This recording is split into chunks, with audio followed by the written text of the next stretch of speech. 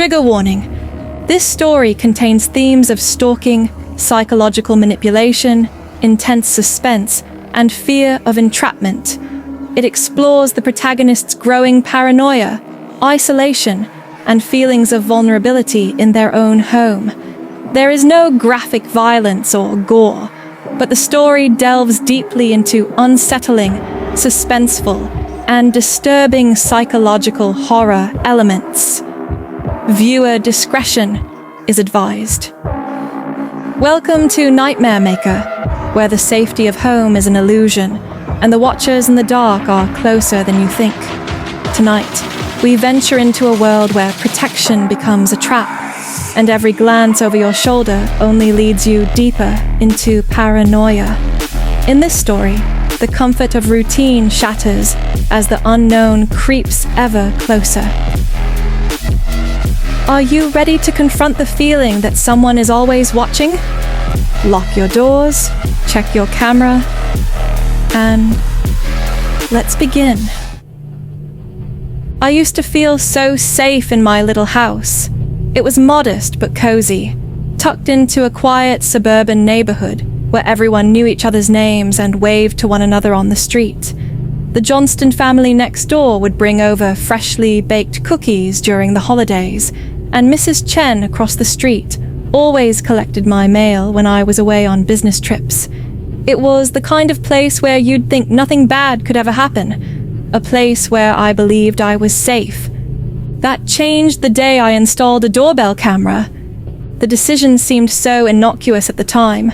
My sister Sarah had been pushing me to upgrade my home security after a series of break-ins in the next town over. "Better safe than sorry," she'd said, sending me links to various security systems. I'd resisted at first, arguing that our neighborhood was different, that we looked out for each other here. But eventually, I gave in, more to appease her than out of any real concern. The doorbell camera was small, barely noticeable, and installed just next to my front door. The installation process was surprisingly simple. A few screws, some wire connections, and a quick app set up on my phone. The interface was user-friendly, allowing me to check the live feed anytime, anywhere. At first, it felt like a toy, and I'd check it more out of curiosity than anything else, laughing at myself for being so paranoid. I even showed it off to the neighbors, who seemed impressed by the crystal-clear video quality and night vision capabilities. Then, about a week after I installed it, I got my first notification in the middle of the night.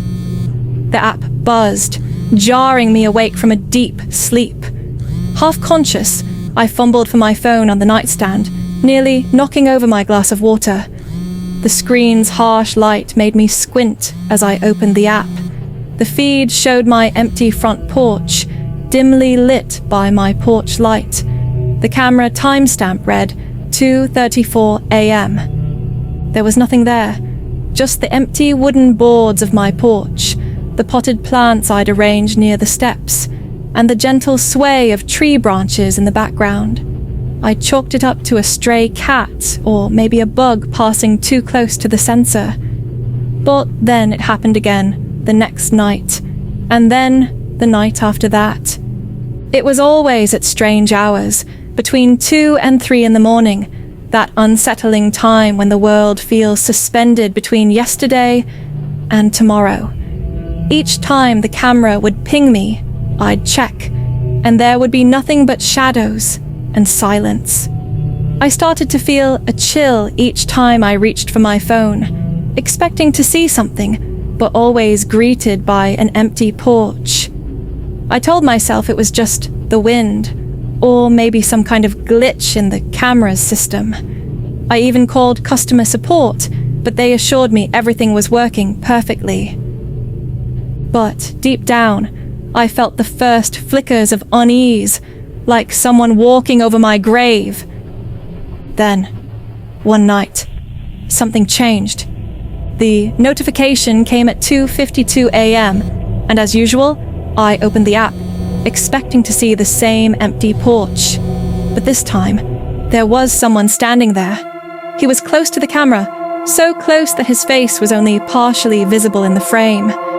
He wore a dark hooded jacket with the hood pulled low, casting shadows over his features. I could see part of his mouth, twisted in a strange half-smile that made my blood run cold. I froze, unable to look away, my heart pounding so hard I could hear it in my ears. The figure didn't move, didn't make a sound, just stood there, staring at the camera as if he knew I was watching. After what felt like an eternity, he turned and walked out of frame with slow, deliberate steps. I barely slept the rest of the night. I kept replaying the footage over and over, hoping I'd imagined it, that it was just a trick of the light or my tired mind playing tricks on me. But every time he was there, lingering on my porch like he had every right to be there. In the morning, with sunlight streaming through my windows, making everything seem less threatening, I called the police. They came quickly, reviewed the footage, took a report, and promised they'd send someone to patrol the area for the next few nights. But there wasn't much they could do without more evidence of criminal intent. "It's probably just some prank," one of the officers said, trying to sound reassuring. "Kids, or maybe someone with too much time on their hands." But deep down, I knew it was more than that. His face, what little I could see of it, wasn't the face of someone just looking to scare someone for fun.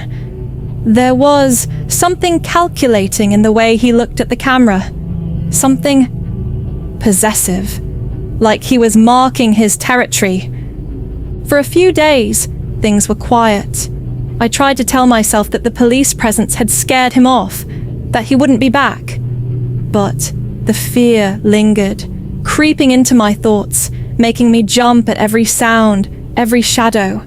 I stopped sleeping well, spending my nights glancing at my phone, waiting for that horrible notification.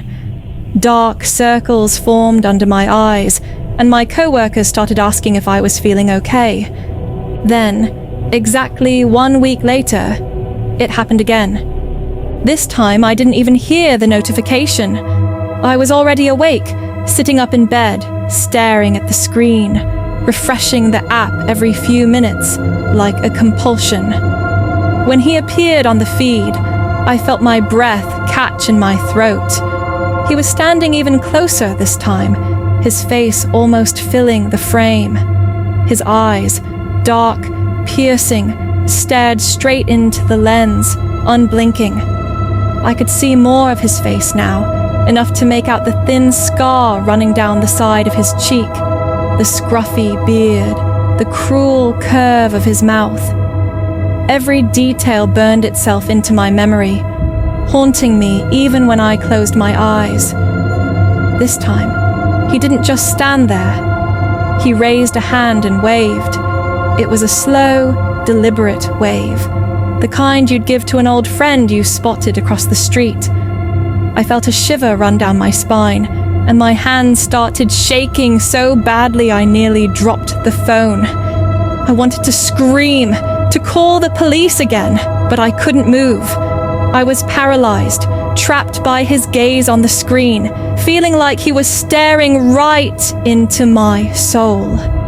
He lingered for a few more seconds, his hand still raised in that mocking wave, before he turned and disappeared into the darkness beyond my porch light's reach.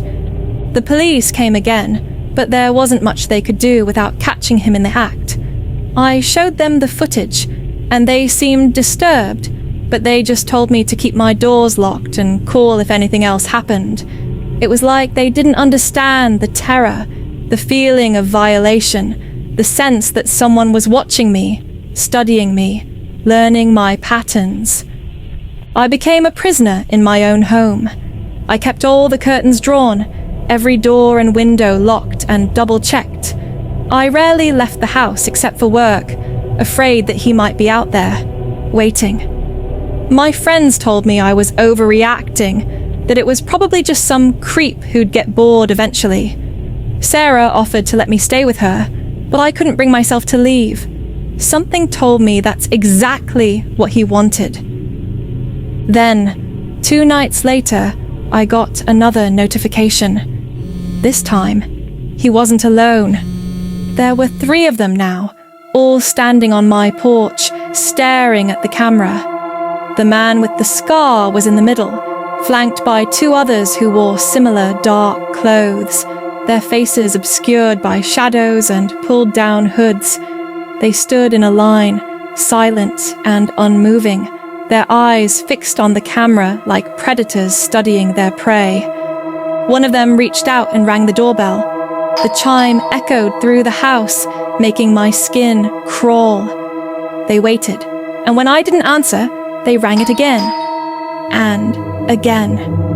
Each chime felt like a physical blow, like they were hammering at my sanity. I watched, helpless, as they continued to ring the doorbell, each chime more insistent than the last.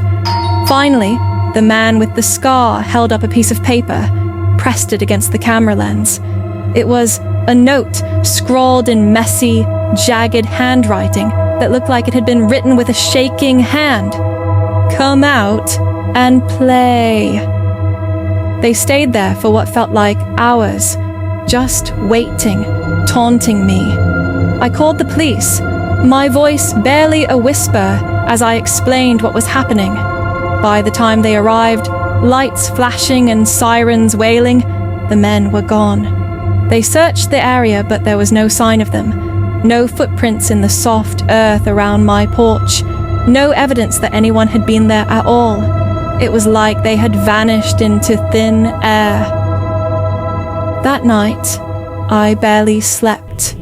Every sound, every creak of the house settling felt like a threat, a sign that they were back.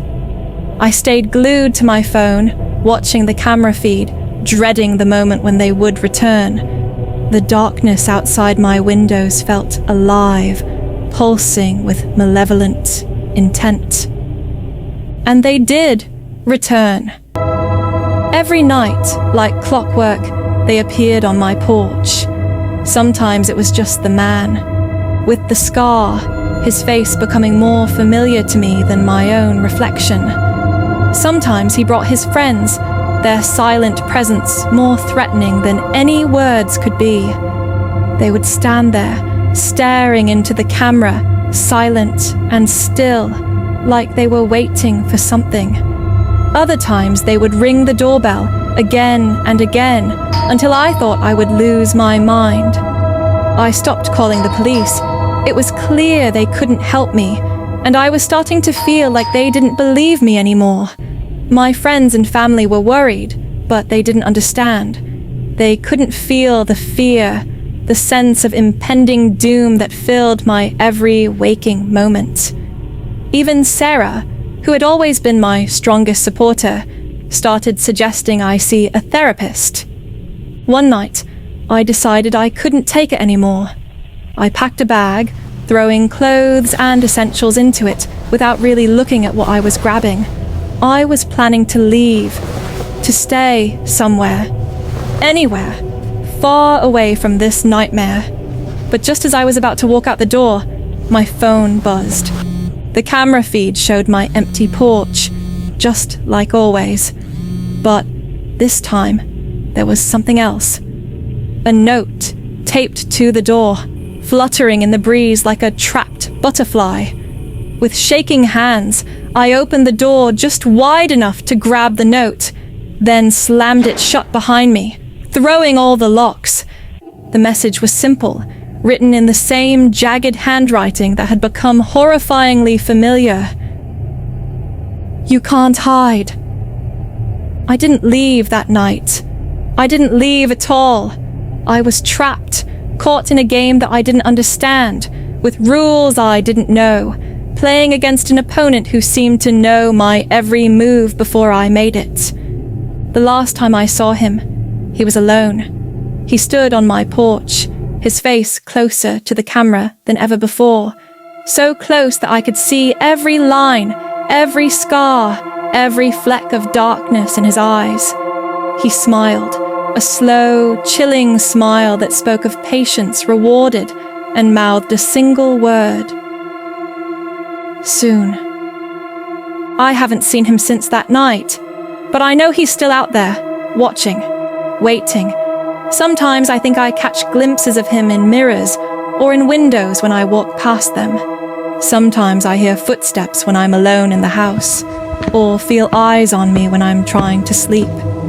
And then, weeks later, just as I began to think maybe he was gone for good, that maybe this nightmare was finally over, I got another notification. My phone buzzed, jarring me awake from the light doze I'd fallen into, and I grabbed it out of instinct. But this time, the camera didn't show my porch. It was my living room. My heart froze as I realized he was already inside. Somehow, he'd moved the camera, or hacked it, and positioned it to watch me from within my own walls. I watched, horror-stricken, as he slowly walked into the frame, his scarred face filling the screen as he grinned with the satisfaction of a hunter who had finally cornered his prey. Then, with a twisted smile, he raised a finger to his lips, signaling for silence. The camera feed went black, and the lights in my house flickered off one by one, like candles being snuffed out. I sat in the darkness, the silence around me so thick I could barely breathe.